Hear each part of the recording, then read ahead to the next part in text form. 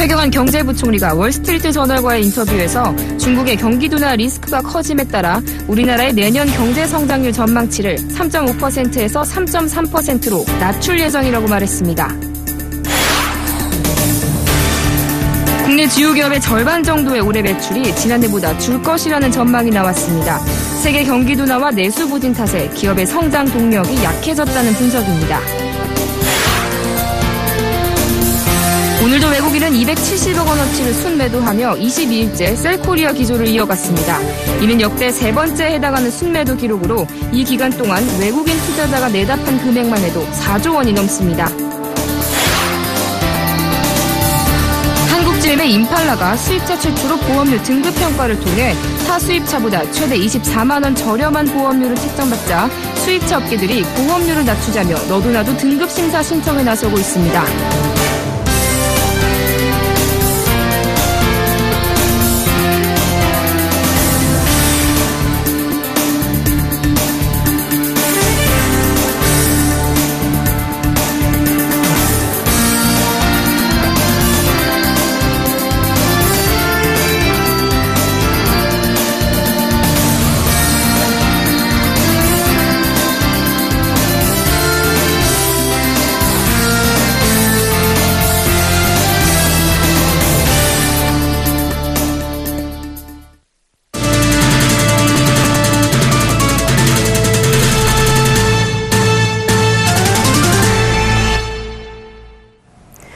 여러분 안녕하십니까? 9월 4일 금요일 생경제현장 오늘의 주요 뉴스입니다. G20 재무장관 중앙은행 총재회의 참석차 터키를 방문 중인 최경환 경제부총리 겸 기획재정부 장관은 내년도 우리나라 경제 성장률 전망치를 애초 잡은 3.5%에서 3.3%로 낮출 예정이라고 말했습니다. 또 미국이 기준금리를 올려도 우리나라에서 대규모 자금 유출이 발생할 가능성은 낮다고 내다봤습니다. 최 부총리는 월스트리트 저널과의 인터뷰에서 중국의 경기 둔화 우려로 리스크가 커짐에 따라 내년도 예산안에 수정 전망치를 반영하겠다고 설명했습니다. 그러나 최 부총리는 올해 성장률 전망치에 대해서는 기존의 3.1%를 유지했습니다. 아울러 그는 한국이 자본 유출이 변화에 탄력적으로 대응할 수 있는 시스템을 구비하고 있어 1997년의 외환위기와 2008년의 금융위기와 같은 대규모 자금 유출이 나타날 가능성은 희박하다고 자신했습니다. 한국의 경제 펀더멘털, 경상수지 흑자, 외환보유액 등을 감안하면 다른 신흥국과 비교해 대외적으로 안전자산이라는 인식이 자리매김했다는 것입니다. 세계 경기 둔화 등의 여파로 국내 주요 기업의 절반가량이 올해 매출이 지난해보다 감소할 것으로 전망됐습니다. 저성장 기조가 굳어지면서 올해 매출 신장세가 2000년대 들어 가장 부진할 것이라는 예측입니다. 금융투자업계에 따르면 코스피와 코스닥 시장을 합쳐 시가총액 상위 300개 기업 가운데 올해 연매출이 지난해보다 늘 것으로 예상된 기업은 56%에 불과했습니다. 이 예측대로라면 지난 2002년 이후 처음으로 매출 증가 기업 비율이 50%대로 떨어지게 됩니다. 지난해에는 시총 상위 300개 기업 가운데 71%가 연매출이 전년보다 증가했습니다. 전문가들은 최근 국내 기업들이 유가 하락 등에 따른 비용 절감으로 이익은 내고 있지만 세계적인 경기 둔화와 내수 부진 등으로 외형 성장은 정체되는 모습이라고 분석했습니다. 국내 증시에서 외국인이 22일 연속 셀코리아를 했습니다. 이는 역대 세 번째에 해당하는 연속 순매도 기록입니다. 오늘 유가 증권시장에서 외국인은 270억 원을 순매도했습니다. 이로써 외국인은 22일간 총 4조 4,023억 원을 내다 팔았습니다. 연속 순매도일 기준으로 역대 최장 기록은 2008년 6월과 7월의 33거래일간입니다. 당시 외국인은 6월 9일부터 7월 23일까지 무려 8조 9,821억 원어치를 순매도했습니다. 역대 두 번째인 지난 2005년 9월 22일부터 10월 26일까지 24거래일간 외국인은 총 3조 2,998억 원어치를 순매도했습니다.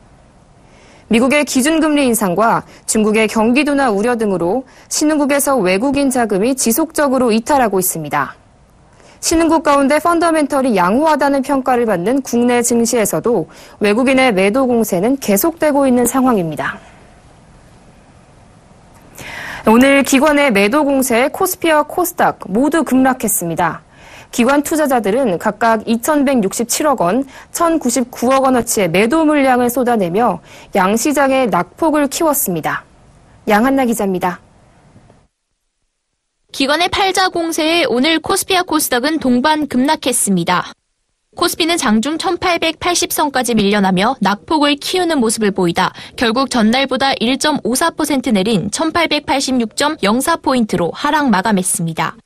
지수는 전날보다 0.33% 오른 1921.81포인트에서 상승 출발했지만 기관의 매도 공세에 곧 약세로 전환했습니다. 기관은 총 2,167억 원어치의 매도 물량을 쏟아냈습니다. 그동안 기관은 8월 12일부터 13거래일 순매수를 하며 지수 방어에 나섰지만 어제부터 이틀 연속 매도세를 보이고 있습니다. 외국인도 269억 원어치를 순매도하며 22거래일째 매도 행진을 이어갔습니다. 개인이 홀로 2,019억 원어치를 사들였지만 지수를 방어하기엔 역부족이었습니다. 오늘 주식시장은 미국의 8월 고용지표 발표를 앞두고 불안감을 나타낸 것으로 보입니다. 고용지표는 미국 기준금리 결정에 큰 영향을 미칩니다. 간밤 뉴욕 증시도 유럽중앙은행의 추가 양적 완화 가능성이 부각된 데 영향을 받아 상승 출발했으나 고용지표 발표에 대한 불확실성이 커지며 혼조세를 보였습니다.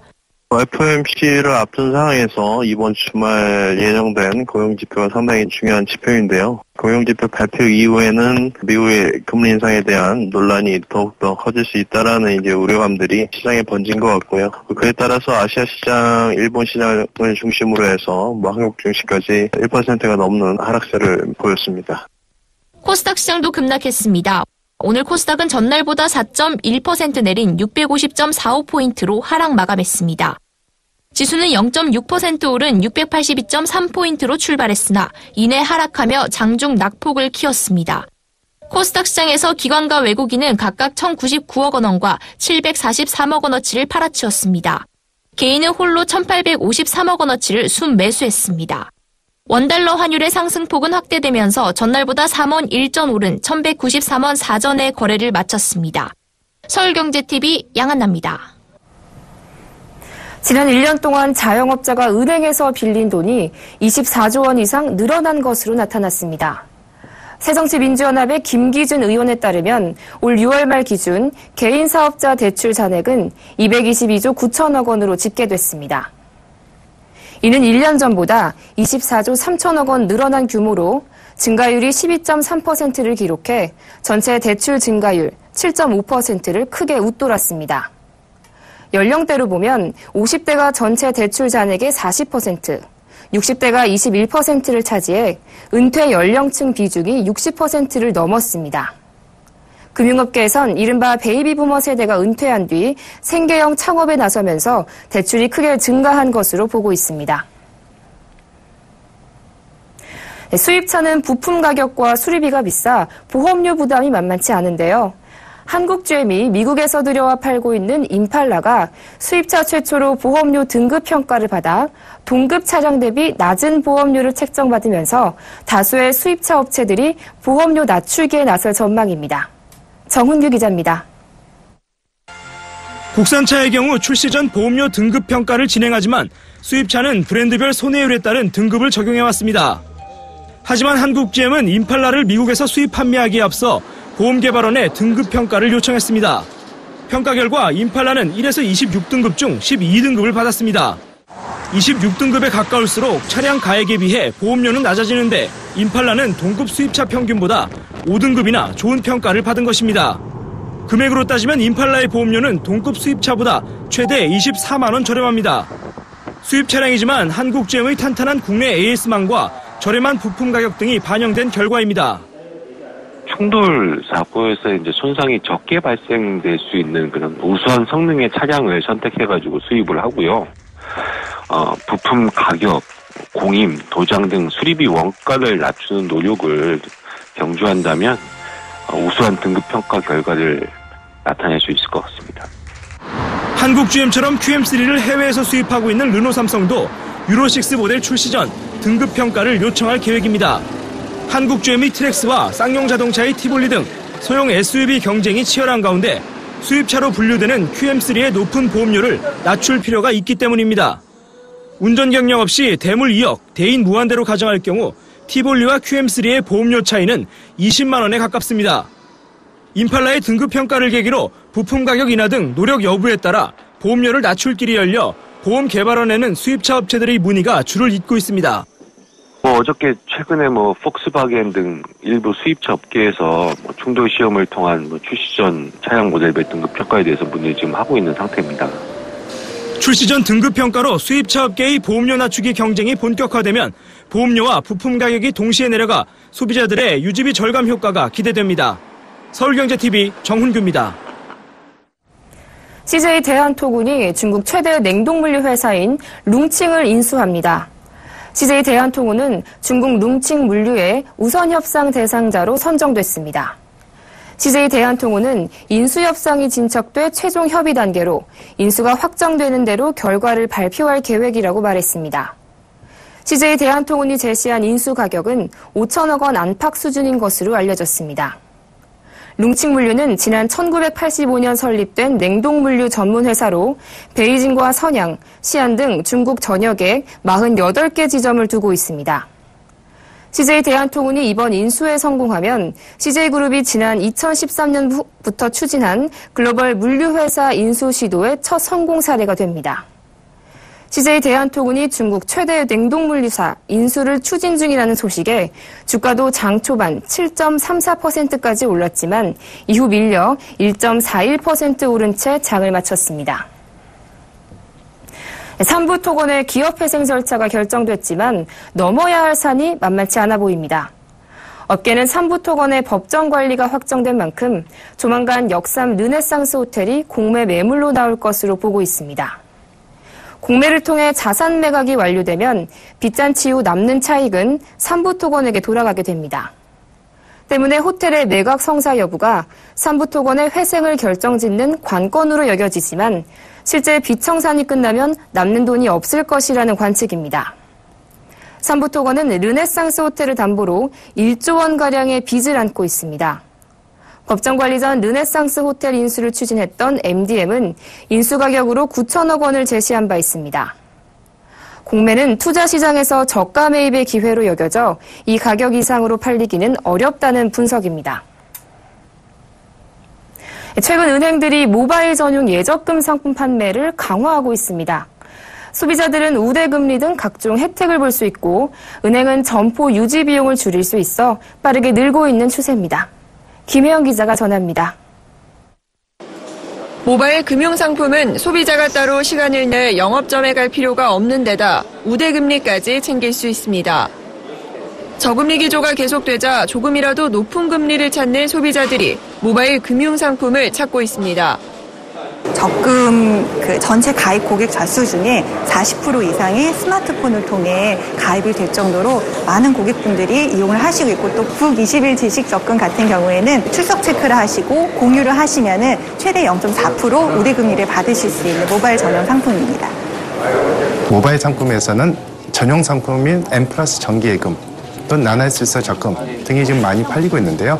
M+ 정기예금의 경우 특히 우대금리를 0.3% 추가 제공함으로 인해서 금융권에서도 아마 가장 높은 금리를 제공하고 있는 상품입니다. KB국민은행의 황금알을 낳는 적금은 중도 인출 없이 30회차 이상 납입한 경우 최대 0.5% 추가 금리를 받을 수 있습니다.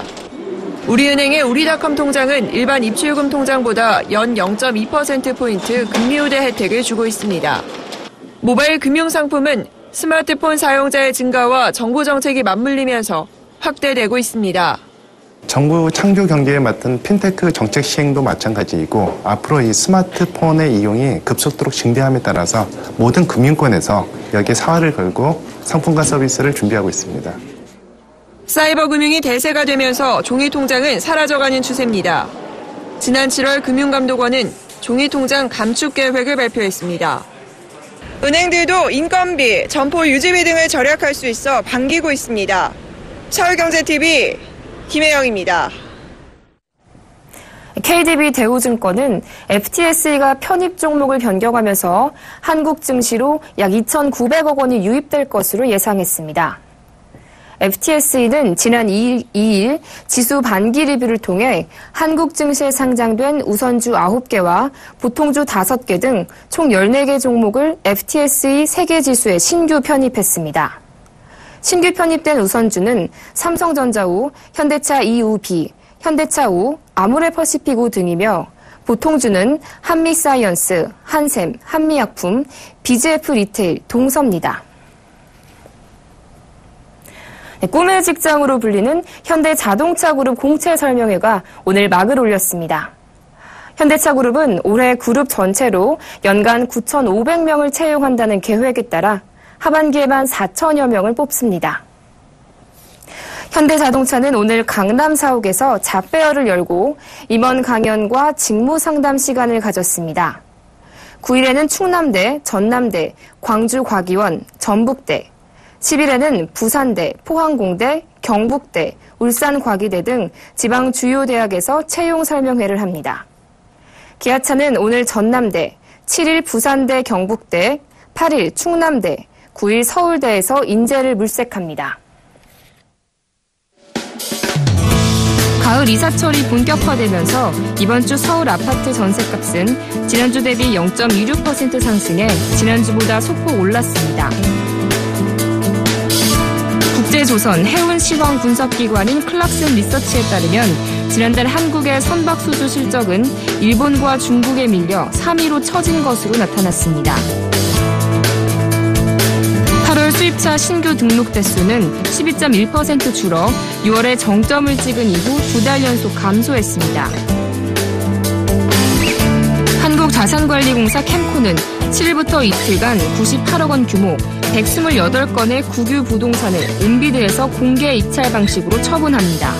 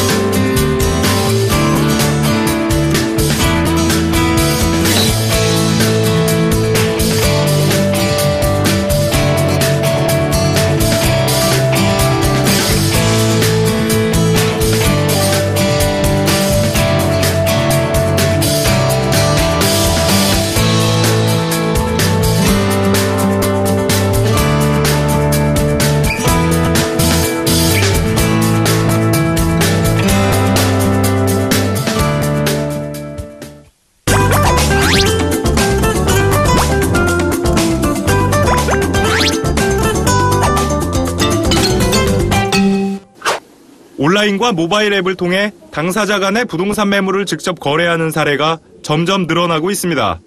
부동산 직거래의 장점은 중개보수 부담을 덜 수 있다는 점이지만 전문가의 도움 없이 당사자 간 직접 거래가 이뤄지는 만큼 계약 사기 등 거래 사고의 위험성이 높아 주의해야 합니다.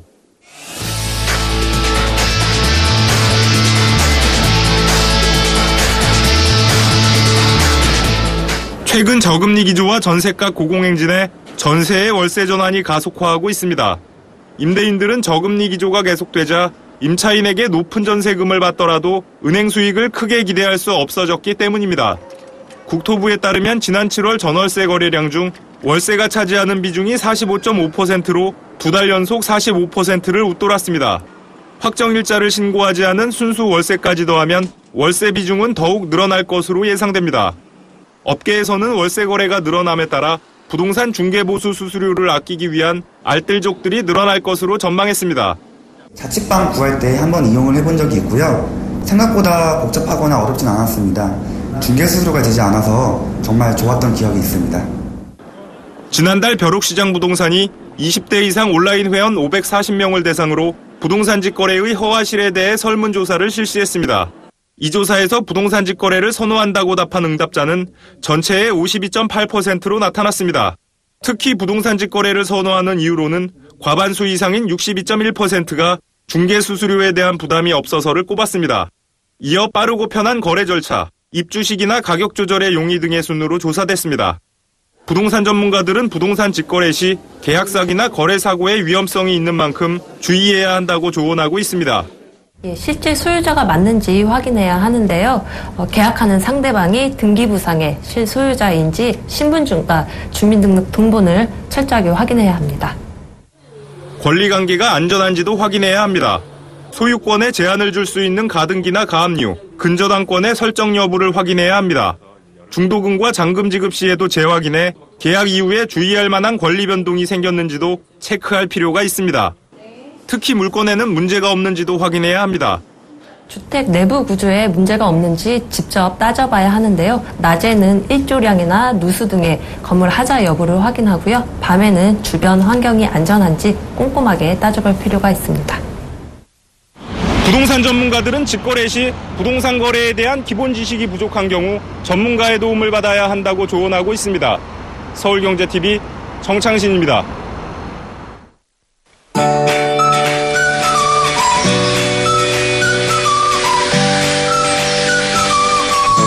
안녕하세요. K웨더 라이프스타일 내부 황지영입니다.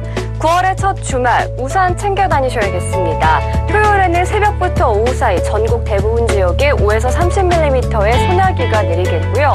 토요일 밤부터 일요일 사이에는 제주도와 남부 일부 지역, 강원 영동으로 비가 내리겠습니다.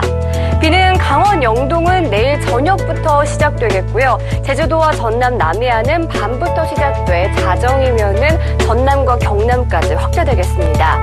그 밖의 지역에서 내리는 소나기는 대부분 새벽에서 늦은 오후 사이 간간히 내리겠지만 남부지방은 저녁에도 내리는 곳이 있겠습니다.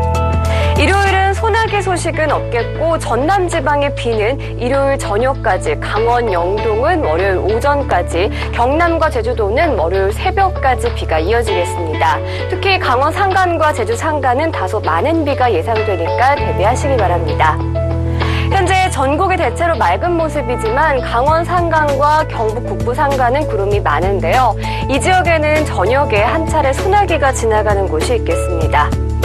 내일은 동해 북부 해상에 위치한 고기압의 가장자리에 들겠고요. 제주도는 전차 남서쪽에서 다가오는 저기압의 영향을 받겠습니다. 자세한 지역별 날씨 나절 예보로 알아보겠습니다. 내일 새벽에서 오후 사이 대기 불안정으로 소나기가 오는 곳이 있겠습니다. 서울과 대전 20도에서 27도 예상됩니다. 강원 영동은 동풍의 영향을 받으면서 저녁부터 비가 시작되겠고 낮 기온 강릉 울진 23도 보이겠습니다. 밤에 제주도와 전남 해안부터 비가 시작돼 점차 전남과 경남으로 확대되겠고 광주 28도, 대구 26도까지 오르겠습니다. 내일 전해상에 비가 내리겠고 바다의 물결은 제주 남쪽 먼 바다를 중심으로 최고 3m까지 높게 일겠습니다. 월요일 오전 제주도와 경남 해안, 강원 영동에 비가 그치고 나면 다음 주는 비 소식 없이 구름만 지나갈 것으로 전망됩니다. 기상정보였습니다.